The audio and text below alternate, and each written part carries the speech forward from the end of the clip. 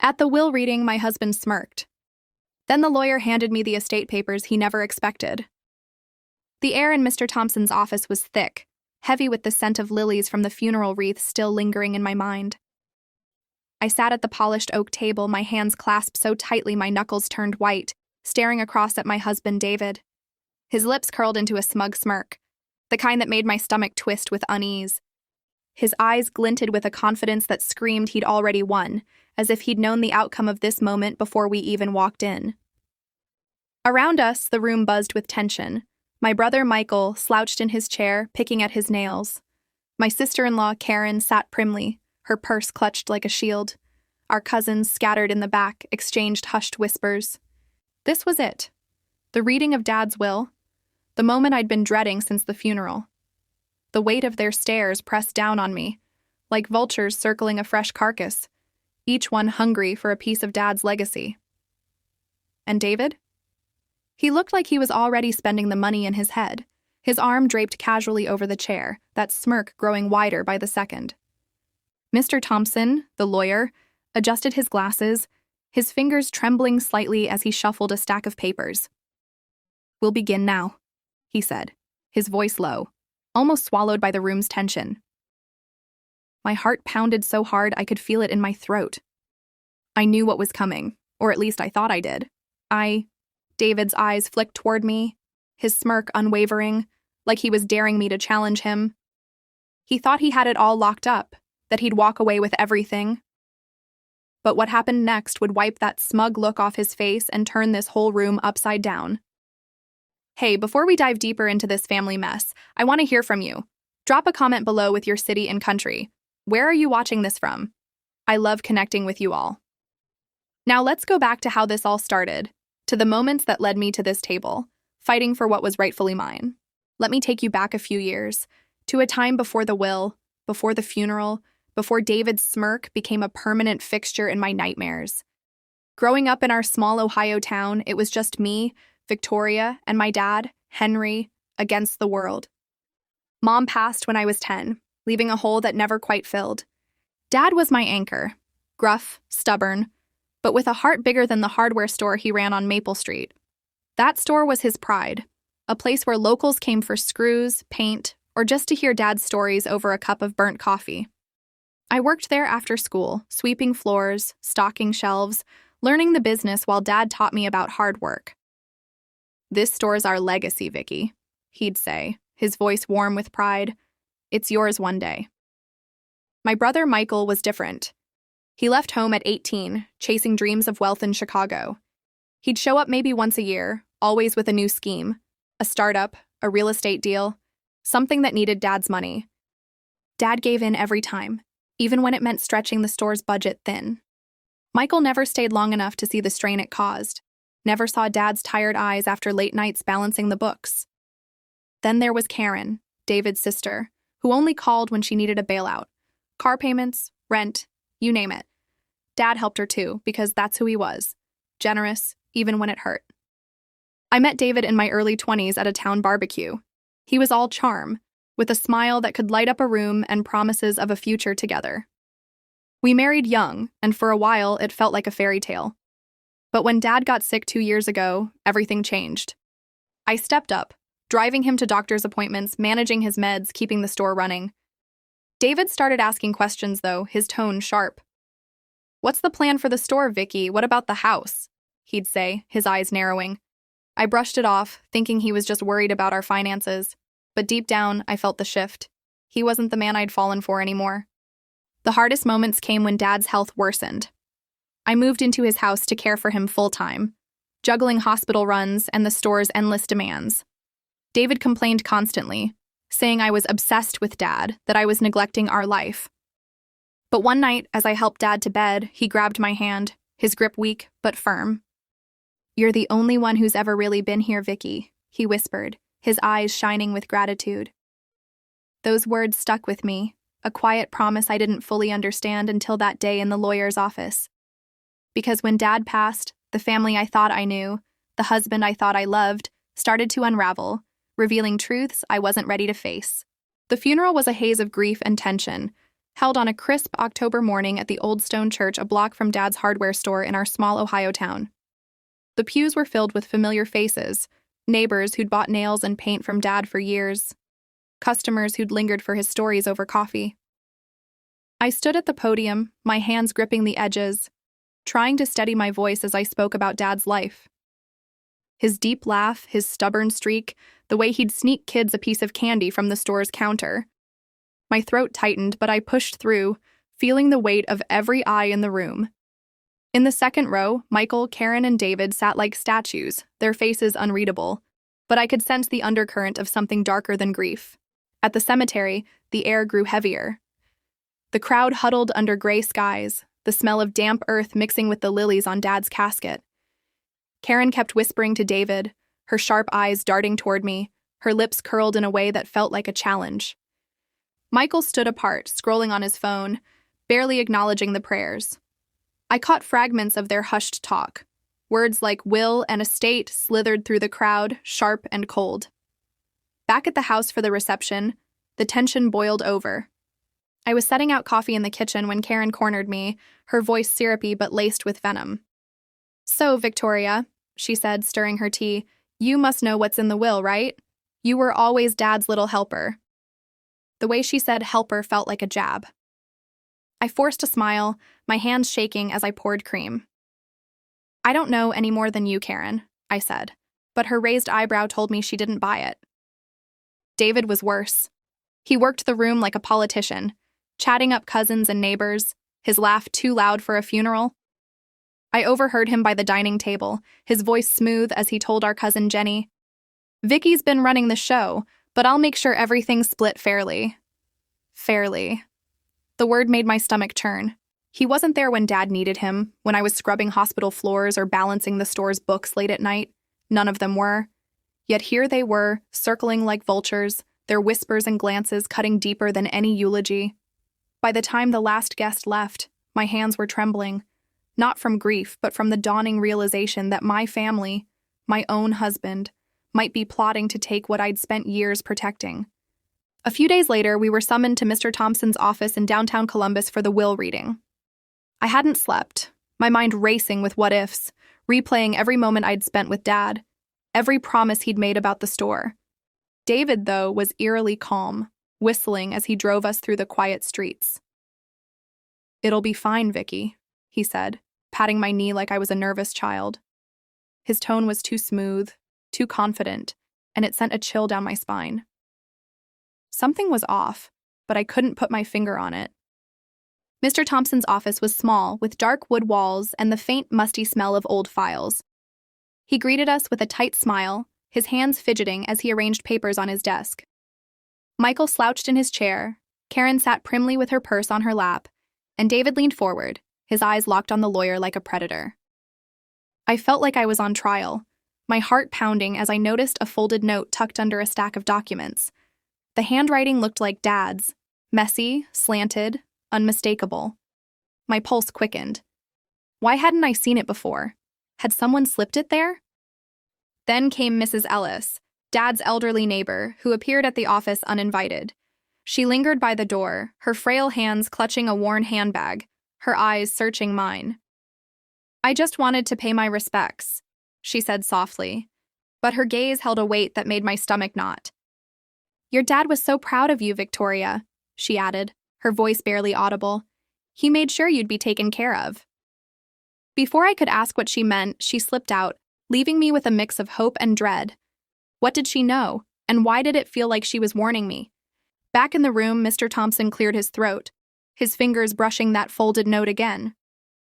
"We'll start soon," he said, his voice tight, avoiding my eyes. I glanced at David, whose smirk was creeping back, his confidence unshaken. My hands clenched in my lap. Whatever was in that note, whatever Mrs. Ellis knew, I had a sinking feeling it was about to change everything. And David's smug grin told me he thought he had it all figured out. Sitting in Mr. Thompson's stuffy office, waiting for the will reading to start, my mind wandered back to the moments that shaped me, the ones that now felt like clues to a betrayal I hadn't seen coming. Growing up in our small Ohio town, I was Dad's constant companion at the hardware store on Maple Street. I'd perch on a wobbly stool behind the counter, watching him banter with customers, his gruff voice softening when he slipped kids free candy from the jar by the register. "This store's our legacy, Vicky," he'd say, his calloused hand ruffling my hair. "It'll be yours one day." Those words were my lifeline, especially after Mom died when I was 10. Dad became my rock, stern, stubborn, but with a heart that always put family first. My brother Michael was the opposite. He left home at 18, chasing big city dreams in Chicago. He'd show up once a year maybe, always with a new scheme, a startup, a real estate flip, something that needed Dad's money. I remember one Christmas when he rolled in with a flashy leather jacket, bragging about a deal that'd make him millions. Dad grinned, proud, while I stood in the corner, my hands still rough from restocking shelves. I'd just spent the day fixing a leak in the store's roof, but Michael got the hugs, the "that's my boy." It stung, but I swallowed it, thinking Dad just missed him. Karen, David's sister, was no better. She'd call Dad when her life hit rock bottom. Car repossessed, rent overdue. He'd write her checks, even when it meant dipping into the store's savings. I'd grit my teeth, knowing we were barely breaking even. David, my husband, started showing his true colors when Dad's health declined 2 years ago. I moved into Dad's house to care for him, driving him to chemo, managing his meds, keeping the store afloat. David hated it. "You're throwing our life away, Vicky," he'd snap, his voice sharp as a knife. I was exhausted, juggling everything, but I never quit. One night, as I helped Dad eat his dinner, he grabbed my hand. "You're my rock, Vicky," he said, his voice barely above a whisper. "Don't let anyone take that from you." I thought he meant my strength. Now, waiting for the will, I wondered if he meant something more. The memory that kept clawing at me was from a few months before Dad passed. I found him in his study, hunched over his desk, scribbling on a piece of paper. When I asked what it was, he folded it quickly and slid it into a drawer. "Just some thoughts," he said, his smile soft but guarded. "You'll understand one day." That folded note on Mr. Thompson's desk. Could it be the same one? My heart raced at the thought, but before I could dwell, Mr. Thompson's voice cut through the silence, pulling me back to the room. The lawyer's office felt like a pressure cooker, the air thick with tension and unspoken greed. Mr. Thompson adjusted his glasses, his fingers brushing that folded note I'd noticed earlier. "This is the last will and testament of Henry James Carter," he began, his voice steady but with a nervous edge that made my stomach twist. I glanced around. Michael slouched in his chair, his fingers tapping impatiently on his knee. Karen sat ramrod straight, her purse clutched like a lifeline. David leaned forward, his smirk so smug it made my skin crawl. He looked like a man who'd already cashed the check. Mr. Thompson plowed through the legal jargon, then got to the heart of it. "To my son, Michael Carter, I leave my vintage tool collection and $10,000 to help him start fresh." Michael's face crumpled, his jaw tightening like he'd been slapped. He'd clearly expected a bigger slice. "To my daughter-in-law, Karen Wilson, I leave $5,000 and my late wife's pearl necklace in appreciation for her visits." Karen's lips pursed, her eyes flashing with barely concealed fury. She thought she deserved more for her occasional phone calls. Then came the hammer. "To my son-in-law, David Wilson, I leave the deed to my hardware store and the family home, valued at approximately $1,200,000. The room went dead silent. David's smirk stretched into a full grin, his eyes gleaming with triumph. Karen gave a small, satisfied nod, like she'd known this was coming. Michael muttered, "Victoria gets nothing?" His voice low but sharp enough to cut. I couldn't breathe. My vision blurred, tears burning as the truth sank in. All those years, every late night at the store, every hospital visit, every moment I gave to Dad, and I was left with nothing? David reached for my hand under the table, whispering, "We'll figure it out, babe." His voice was smooth, but it felt like a snake coiling around me. I yanked my hand away, my heart pounding. Mr. Thompson paused, his eyes flicking to that folded note. "There's one more thing," he said, his voice dropping to a near whisper. David's grin froze. My pulse raced. Whatever was coming, it was about to turn this room upside down. Mr. Thompson's words hung in the air like the calm before a storm. "There's one more thing," he said again, his voice low and deliberate, cutting through the suffocating silence of the lawyer's office. My heart was still reeling from the blow of the will. David inheriting Dad's hardware store and our family home, everything I'd poured my soul into. His smug smirk burned into me, and Karen's smug nod only twisted the knife deeper. Michael sat rigid, his eyes darting between me and the lawyer, his earlier muttering about me getting nothing still echoing in my ears. I wanted to scream, to run, to demand answers, but I was frozen, my hands trembling in my lap. Then Mr. Thompson reached for that folded note, the one I'd spotted earlier, in Dad's unmistakable scrawl. My breath caught, a flicker of hope sparking in my chest. He unfolded it with care, his hands steady now, as if he'd been waiting for this moment. "This is a codicil to Henry Carter's will, written and signed 3 months before his passing," he said, his voice clear and firm. David's smirk faltered, his eyes narrowing. Karen leaned forward, her purse slipping slightly in her grip. "A what?" she snapped, her tone sharp enough to cut glass. Mr. Thompson ignored her, his gaze locking onto mine for the briefest moment. "It reads, 'To my daughter, Victoria Carter Wilson, I leave the entirety of my estate, including the hardware store, the family home, and all financial assets, with the exception of the specific bequests already mentioned. Victoria has been the heart of this family, the keeper of my legacy. This is my true intent.'" The room erupted. David shot out of his chair, his face flushed red. "That's not possible!" he shouted, his voice cracking with desperation. "He wasn't in his right mind! That's fraud!" Karen's mouth fell open, her purse hitting the floor with a dull thud. Michael let out a low, stunned whistle, his eyes wide with disbelief. I sat there, my heart pounding so hard I thought it might burst. Tears stung my eyes as Dad's words sank in. "You're my rock, Vicky. Don't let anyone take that from you." He'd known. He'd seen through their greed, their scheming. He'd protected me. Mr. Thompson raised a hand for silence, his voice cutting through David's rant. "This codicil was notarized and witnessed by Mrs. Ellis, your father's neighbor, and myself. It's legally binding."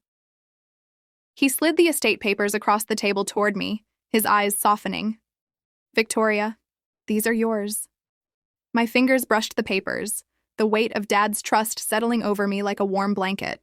David was still pacing, muttering about contesting and lawyers, but his voice sounded distant, hollow. Karen grabbed his arm, hissing, "Stop it, David, you're embarrassing yourself." But it was too late. The room had shifted. Their victory was gone, replaced by shame and shock, while I sat there, holding the legacy Dad had always meant for me. The weeks after the will reading were a blur, but they changed everything. David tried to play it off, cornering me in our kitchen that night with a fake smile. "We're still a team, Vicky," he said, his voice dripping with charm that now made my skin crawl. I didn't respond. I couldn't even look at him, the man I'd married who'd plotted to take everything Dad built, everything I'd fought for. I packed his things the next day, and by the end of the month he was gone, his tail between his legs. Karen called once, leaving a voicemail about working things out, but I deleted it without a second thought. Michael surprised me, though. He showed up at the store a week later, his hands stuffed in his pockets. "I didn't know, Vicky," he said quietly. "I'm sorry." I nodded, the hurt still raw, but I didn't have the energy to fight him. He hadn't been there for Dad, but at least he wasn't scheming like the others. I walked through the house one evening, my fingers tracing the walls Dad had painted, the shelves we'd built together. This was my home, my history, and no one could take it away. I sent Mrs. Ellis a bouquet of lilies with a thank you note, grateful for her role as Dad's witness. She'd known his true wishes, standing by him when I didn't even realize I needed her. The store was mine now, too, and I threw myself into it, restocking shelves, painting the walls, bringing back the warmth Dad always gave it. Looking back, I saw what Dad had done. He'd seen through the greed, the false promises. The will wasn't just about money or property. It was his way of saying, "I see you, Vicky. I always did." That gave me strength, even through the hard moments, like signing the divorce papers or facing whispers from cousins who'd sided with David. I didn't gloat. I didn't need to. I just kept going, honoring Dad's trust with every step. Hey, what did you think of that twist? Drop a comment. Did it catch you off guard, or did you suspect it was coming? If you're loving these family drama stories, hit that subscribe button so you don't miss the next one. I'd love to hear your thoughts. What would you do in my shoes? Thanks for watching, and I'll see you in the next story.